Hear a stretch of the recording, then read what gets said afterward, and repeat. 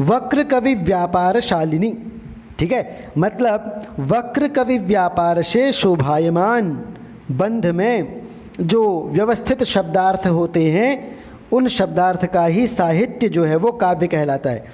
ठीक है, तो कीदृशे बंधे? वक्र कवि व्यापार शालिनी, वक्र कवि व्यापार से शोभायमान, ऐसे बंध में। ठीक है, अब ये वक्र कवि व्यापार शालिनी शब्द का मतलब क्या है? ठीक है, इसको अच्छी तरह से यहाँ पर विस्तृत रूप से व्याख्या करके बताते हुए कहते हैं कि वक्रः, ठीक है, मतलब वक्र का मतलब आगे बताएंगे, कह रहे हैं यो असौ शास्त्रादि प्रसिद्ध शब्दार्थः उपनिबंध व्यतिरेकी, मतलब शास्त्र आदि में प्रसिद्ध जो शब्दार्थ है, मतलब शास्त्र आदि में जिन शब्द और अर्थों का प्रयोग किया जाता है, उपनिबंध किया जाता है, ठीक है, शास्त्र आदि में जिन शब्दार्थों का यूज किया जाता है वो शब्द क्या हो गए? प्रसिद्ध हो गए। मतलब सामान्य जो शब्द हैं, जो भी शब्द इस संसार में प्रचलित हैं, सामान्य भाषा में जो प्रयोग में प्रचलित हैं, ठीक है, वो शब्द या फिर यथार्थ वर्णन जो है, वास्तविक वर्णन है, ठीक है, वो सभी क्या हो गया? प्रसिद्ध शब्दार्थ हो गया। तो जब किसी भी शास्त्र में, किसी भी शास्त्रादि में, किसी भी काव्य में जब प्रसिद्ध शब्दार्थों का उपनिबंध किया जाता है, प्रयोग किया जाता है, तो उससे व्यतिरेकी, उससे भिन्न, ठीक है, उस प्रसिद्ध शब्द और अर्थ का उपनिबंधन जब किया जाता है तो उस प्रसिद्ध शब्द और अर्थ के प्रयोग से भिन्न प्रयोग जो होता है, उससे व्यतिरिक्त जो प्रयोग होता है, ठीक है, वह षट प्रकार वक्रता विशिष्टः, ठीक है, वह क्या होता है? 6 प्रकार की वक्रता से विशिष्ट होता है। वक्रता के बारे में आगे बताया जाएगा, जब प्रकरण आते जाएंगे एक एक करके, तो उस समय पर इनको विस्तृत रूप से बताया जाएगा। अभी यहाँ पर सिर्फ इतना बताया जा रहा है कि शास्त्र आदि में प्रसिद्ध जो शब्द और अर्थ हैं उनका निबंधन जब किया जाता है तो उस प्रसिद्ध शब्द और अर्थ के उपनिबंधन से, उनके प्रयोग से भिन्न, उससे व्यतिरिक्त जो 6 प्रकार की वक्रता से विशिष्ट कवि व्यापार है, ठीक है, कवि का कर्म है, तत्क्रियाक्रमस्तेन, मतलब उस कवि की जो परंपरा है उस परंपरा से शालते माने सुशोभित होती है, ठीक है, उस कवि की परंपरा से, उस काव्य की परंपरा से जो शोभित होता है, जो प्रशंसित होता है, श्लाघते, यह माने जो, ठीक है, उस बंध में, तस्मिन, उस बंध में व्यवस्थित शब्दार्थ जो हैं वो काव्य कहे जाते हैं। मतलब वक्र कवि व्यापार शालिनी, इसका मतलब क्या हुआ? इसका मतलब ये हुआ कि वक्रता के बारे में तो आगे बताया जाएगा, ठीक है, लेकिन यहाँ पर ये बताया जा रहा है कि 6 प्रकार की वक्रता होती है और शास्त्रादि में जो प्रसिद्ध शब्द और अर्थों का प्रयोग किया जाता है उन प्रसिद्ध शब्दार्थों के प्रयोग से भिन्न प्रकार की, जो कि 6 प्रकार की वक्रता से विशिष्ट है, उन प्रसिद्ध शब्द और अर्थों के प्रयोग से भिन्न प्रकार के शब्दार्थ जो हैं वो शब्दार्थ 6 प्रकार की वक्रता से विशिष्ट हैं, ठीक है, 6 प्रकार की वक्रता से युक्त हैं। और कवि का व्यापार मतलब कवि कर्म जो है, वह कवि कर्म या फिर वह काव्य की परंपरा उस शब्दार्थ से सुशोभित होती है, प्रशंसित होती है। तो जिस बंध में उन व्यवस्थित शब्दार्थों का प्रयोग किया जाता है तो वही व्यवस्थित शब्दार्थ जो हैं काव्य कहलाते हैं, उन्हीं को काव्य कहते हैं। या फिर उस बंध में जहाँ पर 6 प्रकार की वक्रता से विशिष्ट कवि का व्यापार या कवि कर्म की परंपरा उससे सुशोभित होती है, प्रशंसित होती है, उस बंध में व्यवस्थित शब्दार्थ जो हैं वही क्या है? काव्य है। ठीक है, ये इसका मतलब था। अब कहने का मतलब यह है कि शब्दार्थ को ही काव्य यहाँ पर कह रहे हैं। आगे कहते हैं, एक प्रश्न यहाँ पर उपस्थापित किया। प्रश्न ये हो सकता है कि एवं अपि कष्टकल्पनो उपहते अपि प्रसिद्ध व्यतिरेकित्व अस्ति इति आह। मतलब जो कष्ट से युक्त जो काव्य होते हैं, कष्ट कल्पना से पीड़ित जो रचनाएं होती हैं, ठीक है, उनमें भी, उन रचनाओं में भी शास्त्र आदि से प्रसिद्ध जो शब्दार्थ हैं उन शब्दार्थों से व्यतिरिक्तता तो हो ही जाती है, उन शब्दार्थों से भिन्नता तो हो ही जाती है, क्योंकि साहित्य में इस तरह की कष्ट कल्पना की नहीं जाती। ठीक है, और यदि किसी काव्य में कष्ट कल्पना से रचित जो काव्य है, यदि किसी काव्य में कष्ट कल्पना मतलब कष्ट कल्पना से पीड़ित जो रचनाएं हैं, उन रचनाओं में भी उन शास्त्र आदि से प्रसिद्ध शब्द या अर्थों का प्रयोग नहीं किया जाता, वहाँ पर भी किसी भिन्न शब्दार्थों का प्रयोग ही किया जाता है, जो कि अक्सर किसी शास्त्र में है, किसी काव्य में नहीं मिलता। तो इससे ये सिद्ध हो जाता है कि इस कष्ट कल्पना से पीड़ित रचनाओं में भी उस शास्त्र आदि से प्रसिद्ध शब्द या अर्थों का प्रयोग नहीं किया गया है, बल्कि उनसे किसी भिन्न, किसी व्यतिरिक्त शब्दार्थों का प्रयोग किया जाता है। तो ये तो यहाँ पर भी हो गया। आपने हमें ये बताया कि शास्त्रादि में प्रसिद्ध शब्द और अर्थ का जो प्रयोग किया गया है, उससे भिन्न शब्दार्थों का प्रयोग जो है, जो कि 6 प्रकार की वक्रता से युक्त है, उसे काव्य कहेंगे। ठीक है, तो वो तो यहाँ पर भी हो गया, क्योंकि शास्त्रादि में प्रसिद्ध शब्दार्थों से भिन्न शब्दार्थों का प्रयोग इन कष्ट कल्पना से पीड़ित रचनाओं में किया गया है, तो ये भी काव्य हो जाएंगे। तो आपका लक्षण तो ज़्यादा जो है अतिव्याप्त हो गया। ठीक है, तो इसका उत्तर देते हुए कहते हैं कि हाँ, आप ठीक कह रहे हैं, आप जो कह रहे हैं वो ठीक कह रहे हैं, लेकिन इसमें ये अतिव्याप्ति दोष इसलिए नहीं आएगा क्योंकि हम जिस काव्य की बात कर रहे हैं वह तो तद्विद आह्लादकारिणी होगा, वह काव्यविदों में आह्लाद को उत्पन्न करने वाला होगा। ठीक है, वह तद्विदों को आह्लाद पैदा करने वाला शब्दार्थ होगा, और तद्विदों को आह्लाद पैदा करने वाले बंध में व्यवस्थित शब्दार्थ ही काव्य कहलाता है। वो बात हम कर रहे हैं। कष्ट कल्पना से पीड़ित रचनाएं जो होंगी, भले ही वहाँ पर प्रसिद्ध शब्दार्थ से भिन्न शब्दार्थों का प्रयोग किया गया होगा, लेकिन वह तद्विदों को आह्लाद पैदा करने वाला नहीं होता। हमारा जो काव्य है वह तद्विदों को, काव्यविदों को, काव्य मर्मज्ञों को आह्लाद पैदा करने वाला होता है, उनको आनंद प्रदाता होता है। अब यहाँ पर ये जो शब्द आया है तद्विद आह्लादकारिणी, इसका क्या मतलब हुआ? तो इसका अब अर्थ बताते हुए कहते हैं, इसकी व्याख्या करते हुए कहते हैं कि तत् माने काव्य, तद इति काव्य परामर्श है। तत् शब्द से आप समझिए काव्य को, और तद्विदंती मतलब उस काव्य को जानते हैं जो, ठीक है, जो उस काव्य को जानते हैं, उसके बारे में सब कुछ जानते हैं, वो क्या हो गए? तद्विद हो गए। तद्विदंती इति तद्विदः, ठीक है, तज्ज्ञाः, ठीक है, और उस मतलब उस काव्य के जानकार, तज्ज्ञाः मतलब उस काव्य के जानकार, और तेषाम आह्लादम आनंदम करोति यह, ठीक है, उन तद्विदों के, उन काव्य के जानकारों के आनंद को, आह्लाद को जो करता है, आह्लाद को जो उत्पन्न करता है, वह बंध, ठीक है, तस्मिन वह काव्य, ठीक है, वह बंध क्या कहलाएगा? तद्विद आह्लादकारी कहलाएगा। ठीक है, उन काव्य के मर्मज्ञों में आनंद को, आह्लाद को उत्पन्न करने वाला बंध कहलाएगा, और उस बंध में, उस ग्रंथ में व्यवस्थित जो शब्दार्थ होंगे वो शब्दार्थ ही, साहित्य ही काव्य कहलाया जाएगा। ठीक है, ये यहाँ पर कहने का मतलब था तद्विद आह्लादकारिणी, इसका अर्थ ये था। अब कह रहे वक्रताम, जो भी यहाँ पर शब्द आए हैं इन शब्दों के बारे में हम अच्छी प्रकार से आगे बताएंगे। ठीक है, यथा अवसरम एव उदाहरिष्यन्ते, यथा अवसर क्रमशः जब जब इनका प्रकरण आएगा वहाँ पर इनको अच्छी तरह से विस्तृत रूप से बताया जाएगा। ठीक है, कौन कौन सी चीज़ें हैं वो? वक्रता को बताएंगे हम, वक्रता के प्रकारों को बताएंगे, वक्रता प्रकाराः, तद्विद क्या होता है उसको बताएंगे, आह्लादकारित्वता क्या होती है उसको बताएंगे। तो इनको प्रत्येक यथास्थान जो है इन सबको एक एक करके प्रस्तुत किया जाएगा आगे। ठीक है, अब यहाँ पर हम कुछ विशेष बातें आपको बताते हैं। यहाँ पर तो अभी तक तो हमने सामान्य लक्षण बता दिया काव्य का। ठीक है, एवं काव्यस्य सामान्य लक्षणे विहिते, अभी तक यहाँ पर हमने काव्य के सामान्य लक्षण को प्रस्तुत किया।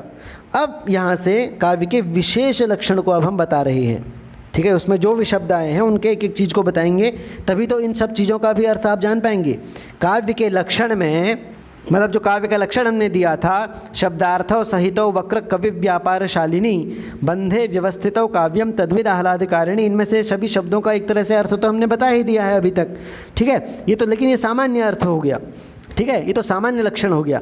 लेकिन अब जो है हम एक एक शब्द को, इनमें से भी इस कारिका में आए हुए एक एक शब्द को भी अच्छी तरह से यहाँ पर बताएंगे, विशेष लक्षण बताएंगे। और इसीलिए सबसे पहले जो शब्दार्थ शब्द आया है, शब्दार्थो सहितो वक्र कवि व्यापारशालिनी, इस लक्षण में सबसे पहले शब्दार्थ शब्द आया है, उसके स्वरूप को बताते हुए यहाँ पर अब हम यहाँ से विशेष लक्षण प्रकरण जो है हम स्टार्ट कर रहे हैं, प्रारंभ कर रहे हैं। तो तत्र शब्दार्थयोः, तो उस पूरे लक्षण में शब्दार्थ का जो तावत स्वरूपम निरूपयति, शब्दार्थ का जो वास्तविक स्वरूप है, जो विशिष्ट, उनमें से भी जो विशिष्ट शब्दार्थ का स्वरूप है, उसका निरूपण अब हम करते हैं।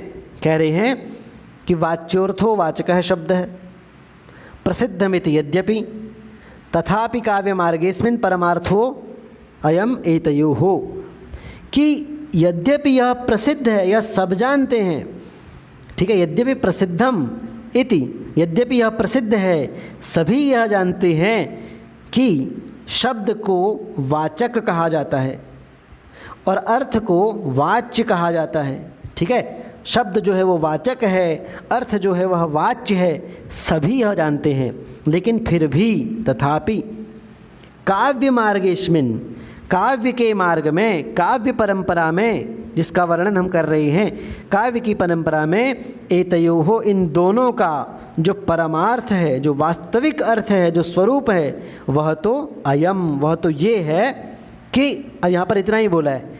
ठीक है, और वो क्या है उसको 9वीं कारिका में बताएंगे। 8वीं कारिका में सिर्फ इतना बताया कि ये प्रसिद्ध है, वाचक जो है वो शब्द के रूप में प्रसिद्ध है और अर्थ जो है वो वाच्य के रूप में प्रसिद्ध है, लेकिन फिर भी काव्य मार्ग में इनका जो विशिष्ट अर्थ है उसको बारे में हम बता रहे हैं। इतना यहाँ पर बताया। आप पहले इस श्लोक की भी व्याख्या करेंगे और फिर 9वीं कारिका में बताएंगे कि असल में वह शब्द और अर्थ का वास्तविक स्वरूप क्या है। तो अब इसका अर्थ बताते हुए कहते हैं कि इति एवं विधम वस्तु प्रसिद्धम प्रतीतम। ठीक है, कि वस्तु जो थी पहले किस प्रकार से प्रसिद्ध थी। ठीक है, इस प्रकार से हमें प्रसिद्ध होती हुई पहले दिखाई देती थी कि यो वाचकः स शब्द है। ठीक है, जो वाचक है उसे शब्द कहते हैं और यो वाच्य शाभिधेय, जो वाच्य के नाम से जाना जाता है, वह अर्थ कहा जाता है। ठीक है, अभिधेय माने नाम, जिसका नाम वाच्य था उसे अर्थ कहते थे। लेकिन फिर भी यदि हम यहाँ पर इस पूरी व्याख्या को प्रस्तुत कर रहे हैं, उसका एकमात्र कारण ये है कि कुछ प्रश्न उठने लगे थे। और प्रश्न ये था कि द्योतक व्यंजकौ अपि शब्दौ संभवतः। ठीक है, ननुचो, मतलब यहाँ पर ये प्रश्न उपस्थापित किया गया है। यह प्रश्न हो सकता है कि शब्द जो है वो वाचक और वाच्य ही नहीं होता है, शब्द और अर्थ, कि वो शब्द तो द्योतक भी होता है, शब्द तो व्यंजक भी होता है। ठीक है, तो द्योतक शब्द की संभावना भी है, व्यंजक शब्द की संभावना भी है। आप तो वाचक शब्द को लेकर ही अड़े हुए हैं और उसके तुरंत बाद आपने सीधे अपने विशेष लक्षणों का प्रतिपादन करना शुरू कर दिया। तो उसी के उत्तर में यहाँ पर कह रहे हैं, कुंतक कहते हैं तद संग्रहात, ऐसा होने से, द्योतक और व्यंजक शब्दों के भी विद्यमान होने से आप कहीं ये मत कहने लग जाना कि हमारे लक्षण में अव्याप्ति नाम का दोष है। तत्संग्रहात न अव्याप्ति ही, ये मत आप कह देना कि हमारे लक्षण में अव्याप्ति नाम का दोष है। ऐसा नहीं है। क्यों? क्योंकि यस्मात् अर्थ प्रतीतिकारित्व सामान्यात उपचारात तौ अपि वाचको एव। ठीक है, मतलब परिस्थिति यहाँ पर ये थी कि कुंतक जो हैं वो कह रहे थे कि वाचक शब्द जो है वो पहले से ही प्रसिद्ध है, और क्योंकि हम विशेष शब्दों को बता रहे हैं जो कि काव्य में परम अर्थ को बताए, ठीक है, इसलिए हम यहाँ पर शब्दों के विशेष प्रकार का यहाँ पर लक्षण कर रहे हैं, शब्द और अर्थ के। ठीक है, पूर्व पक्षी ने यहाँ पर एक प्रश्न किया कि आप वाचक शब्द को ही क्यों बस सिर्फ शब्द बोल रहे हैं, शब्द तो व्यंजक भी होते हैं, शब्द तो द्योतक भी होते हैं, क्या उन शब्दों से भी विशिष्ट तुम्हारा लक्षण है? ठीक है, और यदि नहीं है तो फिर आपका लक्षण जो है वो अव्याप्ति दोष से दूषित है। अव्याप्ति दोष होता है, किसी भी लक्षण में 3 प्रकार के दोष होते हैं, अव्याप्ति, अतिव्याप्ति और असंभव। अव्याप्ति दोष उसे कहते हैं जब वह लक्ष्य में, जिस चीज़ का लक्षण हम कर रहे हैं उसमें पूरी तरह से व्याप्त न हो, उसको पूरी तरह से उसकी परिभाषा को नहीं बता पाई, तो उसे कहते हैं अव्याप्ति दोष। तो कह रहे हैं यदि आपका जो ये लक्षण है शब्द का जो बताने जाएंगे आप, वह अगर केवल वाचक शब्द तक ही सीमित रहता है तो शब्द तो व्यंजक भी होते हैं, शब्द तो द्योतक भी होते हैं, उनको नहीं बता पाने के कारण आपके इस लक्षण में अव्याप्ति नाम का दोष होगा। तो कुंतक कहते हैं ऐसा आप मत सोचना, ऐसा नहीं है। क्यों? क्योंकि अर्थ प्रतीति कारित्व सामान्यात, क्योंकि द्योतक शब्द भी अर्थ की प्रतीति कराते हैं, व्यंजक शब्द भी अर्थ की ही प्रतीति कराते हैं, और जिस शब्द को लेकर हमने चर्चा की है वाचक शब्द, वह भी अर्थ की प्रतीति ही कराता है। इसीलिए ये चीज़ तो इनमें सामान्य है, ये तो इन सब में कॉमन है कि सभी अर्थ की प्रतीति कराते हैं। तो आप ये नहीं कह सकते कि हमने वाचक शब्द के बारे में तो कहा लेकिन द्योतक और व्यंजक शब्दों के बारे में नहीं कहा, क्योंकि तीनों का काम एक ही है। यस्मात् अर्थ प्रतीति कारित्व सामान्यात्, अर्थ की प्रतीति कराना, शब्द का काम क्या होता है? अर्थ की प्रतीति कराना। इन तीनों में सामान्य रूप से स्थित होने के कारण उपचार से तौ अपि, ये द्योतक और व्यंजक भी वाचक ही कहे जाएंगे, वाचक की श्रेणी में ही आएंगे। ठीक है, इसीलिए यहाँ पर हमने इनका वर्णन नहीं किया।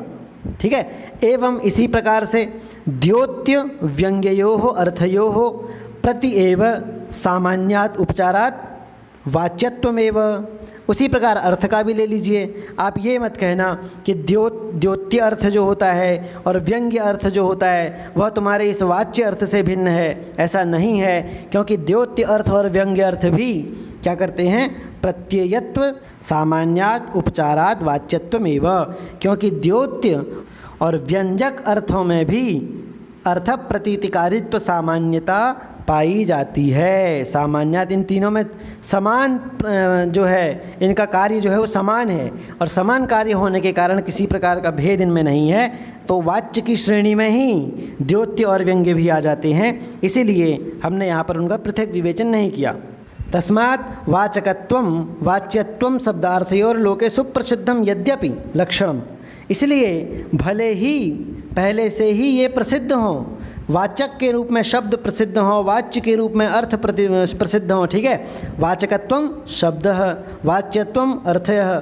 ठीक है, वाचक के रूप में शब्द और वाच्य के रूप में अर्थ पहले से ही लोक में सुप्रसिद्ध हों भले ही, लेकिन तथापि अस्मिन् अलौकिक काव्य मार्गे, हम तो ये कह रहे हैं कि इस अलौकिक, इस लोक की सीमा में न रहने वाला, ठीक है, इस अलौकिक काव्य मार्ग में, कवि कर्म में, कवि कर्म वर्तमनि, कवि के कर्म के मार्ग में, यह जो इन दोनों का जो वक्षमान स्वरूप है, वक्षमान स्वरूप का मतलब इन दोनों के बारे में अब जो हम आगे बताने वाले हैं वो इसलिए बता रहे हैं, इन दोनों के पहले से प्रसिद्ध होने के बावजूद इनके परमार्थ को हम इसलिए बता रहे हैं क्योंकि हम जो बता रहे हैं वह किमपि अपूर्वम तत्वम इव्यर्थ है, वह कोई अपूर्व तत्व है।